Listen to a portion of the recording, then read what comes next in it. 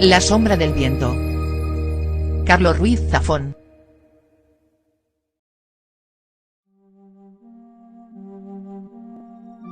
Capítulo 5.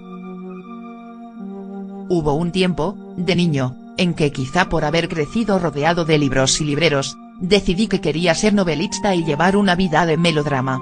La raíz de mi ensoñación literaria, además de esa maravillosa simplicidad con que todo se ve a los 5 años, era una prodigiosa pieza de artesanía y precisión que estaba expuesta en una tienda de plumas estilográficas en la calle de Anselmo Clave, justo detrás del gobierno militar. El objeto de mi devoción, una suntuosa pluma negra ribeteada con sabía Dios cuántas exquisiteces y rúbricas, presidía el escaparate como si se tratase de una de las joyas de la corona. El plumín, un prodigio en sí mismo, era un delirio barroco de plata, oro y 1000 pliegues que relucía como el faro de Alejandría. Cuando mi padre me sacaba de paseo, yo no callaba hasta que me llevaba a ver la pluma. Mi padre decía que aquella debía de ser, por lo menos, la pluma de un emperador. Yo, secretamente, estaba convencido de que con semejante maravilla se podía escribir cualquier cosa, desde novelas hasta enciclopedias, e incluso cartas cuyo poder tenía que estar por encima de cualquier limitación postal. En mi ingenuidad, creía que lo que yo pudiese escribir con aquella pluma llegaría a todas partes, incluido aquel sitio incomprensible al que mi padre decía que mi madre había ido y del que no volvía nunca. Un día se nos ocurrió entrar en la tienda a preguntar por el dichoso artilugio. Resultó ser que aquella era la reina de las estilográficas, una Montblanc, Meisterstück de serie numerada, que había pertenecido, o eso aseguraba el encargado con solemnidad, nada menos que a Víctor Hugo. De aquel plumín de oro, fuimos informados, había brotado el manuscrito de Los Miserables. Tal y como el Vichy catalán, brota del manantial de Caldas, atestiguó el encargado. Según nos dijo, la había adquirido personalmente a un coleccionista venido de París, y se había asegurado de la autenticidad de la pieza. ¿Y qué precio tiene este caudal de prodigios, si no es mucho preguntar?, inquirió mi padre. La sola mención de la cifra le quitó el color de la cara, pero yo estaba ya encandilado de remate. El encargado, tomándonos quizá por catedráticos de física, procedió a endosarnos un galimatías incomprensible sobre las aleaciones de metales preciosos, esmaltes del lejano oriente y una revolucionaria teoría sobre émbolos y vasos comunicantes, todo ello parte de la ignota ciencia teutona que sostenía el trazo glorioso de aquel adalid de la tecnología gráfica. En su favor tengo que decir que, pese a que debíamos tener pinta de pelagatos, el encargado nos dejó manosear la pluma cuanto quisimos, la llenó de tinta para nosotros y me ofreció un pergamino para que pudiese anotar mi nombre y así iniciar mi carrera literaria a la zaga de Víctor Hugo. Luego, tras darle con un paño para sacarle de nuevo el lustre, la devolvió a su trono de honor. Quizá otro día, musitó mi padre. Una vez en la calle, me dijo con voz mansa que no nos podíamos permitir su precio. La librería daba lo justo para mantenernos y enviarme a un buen colegio. La pluma, Montblanc, del Augusto Víctor Hugo, tendría que esperar. Yo no dije nada, pero mi padre debió de leer la decepción en mi rostro. Haremos una cosa, propuso. Cuando ya tengas edad de empezar a escribir, volvemos y la compramos. ¿Y si se la llevan antes? Esta no se la lleva nadie, créeme. Y si no, le pedimos a don Federico que nos haga una, que ese hombre tiene las manos de oro. Don Federico era el relojero del barrio, cliente ocasional de la librería y probablemente el hombre más educado y cortés de todo el hemisferio occidental. Su reputación de manitas llegaba desde el barrio de la Ribera hasta el Mercader del Ninot. Otra reputación le acechaba, esta de índole menos decorosa y relativa a su predilección erótica por efebos musculados del lumpen más viril y a cierta afición por vestirse de Estrellita Castro. ¿Y si a don Federico no se le da lo de la pluma?, inquirí con divina inocencia. Mi padre enarcó una ceja, quizá temiendo que aquellos rumores maledicentes me hubiesen maleado la inocencia. Don Federico de todo lo que sea alemán entiende un rato y es capaz de hacer un Volkswagen, si hace falta. Además, habría que ver si ya existían las estilográficas en tiempos de Víctor Hugo. Hay mucho vivo suelto. A mí, El escepticismo historicista de mi padre me resbalaba. Yo creía la leyenda a pies juntillas, aunque no veía con malos ojos que don Federico me fabricase un sucedáneo. Tiempo habría para ponerse a la altura de Víctor Hugo. Para mi consuelo, y tal como había predicho mi padre, la pluma, Montblanc, permaneció durante años en aquel escaparate, que visitábamos religiosamente cada sábado por la mañana. «Aún está ahí», decía yo, maravillado. «Te espera», decía mi padre. «Sabe que algún día será tuya y que escribirás una obra maestra con ella». «Yo quiero escribir una carta a mamá, para que no se sienta sola». Mi padre me observó sin pestañear. «Tu madre no está sola, Daniel. Está con Dios. Y con nosotros, aunque no podamos verla». Esa misma teoría me había expuesto en el colegio el padre Vicente, un jesuita veterano que tenía la mano rota para explicar todos los misterios del universo. Desde el gramófono hasta el dolor de muelas. Citando el Evangelio según San Mateo, pero en boca de mi padre sonaba a que aquello no se lo creían ni las piedras. ¿Y Dios para qué la quiere? No lo sé. Si algún día le vemos, se lo preguntaremos. Con el tiempo deseché la idea de la carta y supuse que, ya puestos, sería más práctico empezar con la obra maestra. A falta de la pluma, mi padre me prestó un lápiz, Staedtler, del número 2 con el que garabateaba en un cuaderno. Mi historia, casualmente, giraba en torno a una prodigiosa pluma estilográfica de pasmoso parecido con la de la tienda y que, además, estaba embrujada. Más concretamente, la pluma estaba poseída por el alma torturada de un novelista que había muerto de hambre y frío, y que había sido su dueño.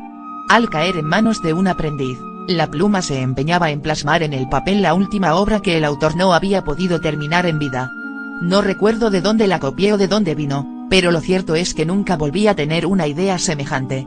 Mis intentos de plasmarla en la página, sin embargo, resultaron desastrosos. Una anemia de invención plagaba mi sintaxis y mis vuelos metafóricos me recordaban a los de los anuncios de baños efervescentes para pies que acostumbraba a leer en las paradas de los tranvías. Yo culpaba al lápiz y ansiaba la pluma que habría de convertirme en un maestro. Mi padre seguía mis accidentados progresos con una mezcla de orgullo y preocupación. ¿Qué tal tu historia, Daniel? No sé. Supongo que si tuviese la pluma todo sería distinto. Según mi padre, aquel era un razonamiento que solo se le podría haber ocurrido a un literato en ciernes.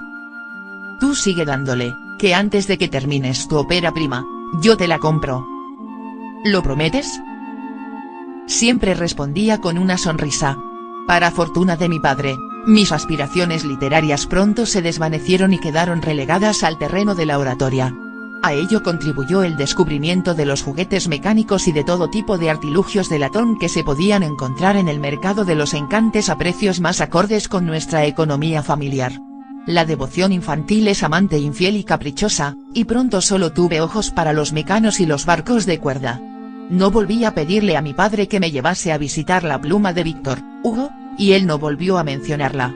Aquel mundo parecía haberse esfumado para mí, pero durante mucho tiempo la imagen que tuve de mi padre, y que aún hoy conservo, fue la de aquel hombre flaco enfundado en un traje viejo que le venía grande y con un sombrero de segunda mano que había comprado en la calle Condal por 7 pesetas, un hombre que no podía permitirse regalarle a su hijo una dichosa pluma que no servía para nada pero que parecía significarlo todo.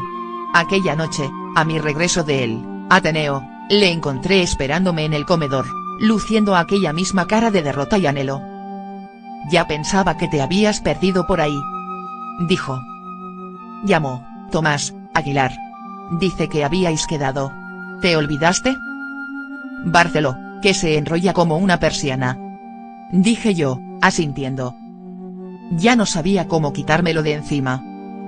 Es buen hombre, pero un poco plomo. Tendrás hambre. La Merceditas nos ha bajado algo de sopa que había hecho para su madre. Esa muchacha vale un montón. Nos sentamos a la mesa a degustar la limosna de la Merceditas, la hija de la vecina del tercero, que según todos iba para monja y santa, pero a la que yo había visto más de un par de veces asfixiando a besos a un marinero de manos hábiles que a veces la acompañaba hasta el portal. Esta noche tienes aire meditabundo, dijo mi padre, buscando la conversación. Será la humedad, que dilata el cerebro. Eso dice, Barceló. ¿Será algo más? ¿Te preocupa algo, Daniel? No, solo pensaba. ¿En qué? En la guerra. Mi padre asintió con gesto sombrío y sorbió su sopa en silencio. Era un hombre reservado y, aunque vivía en el pasado, casi nunca lo mencionaba. Yo había crecido en el convencimiento de que aquella lenta procesión de la posguerra, un mundo de quietud, miseria y rencores velados, era tan natural como el agua del grifo, y que aquella tristeza muda que sangraba por las paredes de la ciudad herida era el verdadero rostro de su alma. Una de las trampas de la infancia es que no hace falta comprender algo para sentirlo. Para cuando la razón es capaz de entender lo sucedido, las heridas en el corazón ya son demasiado profundas.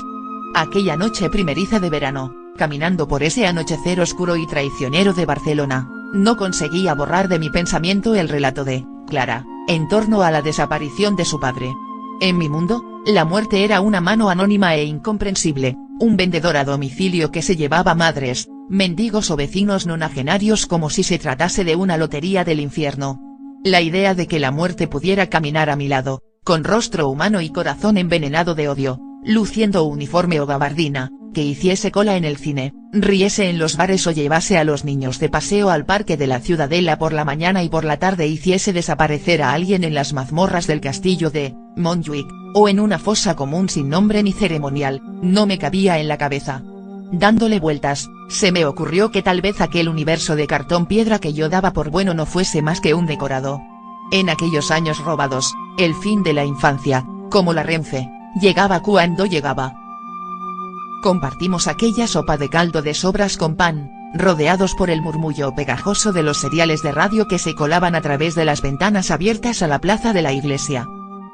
Entonces, ¿qué tal todo hoy con don Gustavo? Conocí a su sobrina, Clara. ¿La ciega? Dicen que es una belleza. No sé. Yo no me fijo. Más te vale.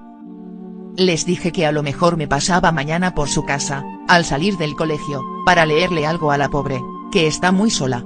Si tú me das permiso. Mi padre me examinó de reojo, como si se preguntase si estaba él envejeciendo prematuramente o yo creciendo demasiado rápido. Decidí cambiar de tema, y el único que pude encontrar era el que me consumía las entrañas. En la guerra, ¿es verdad que se llevaban a la gente al castillo de Montjuic, y no se les volvía a ver? Mi padre apuró la cucharada de sopa sin inmutarse y me miró detenidamente, la sonrisa breve resbalándole de los labios.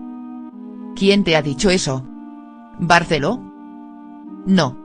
Tomás Aguilar, que a veces cuenta historias en el colegio. Mi padre asintió lentamente.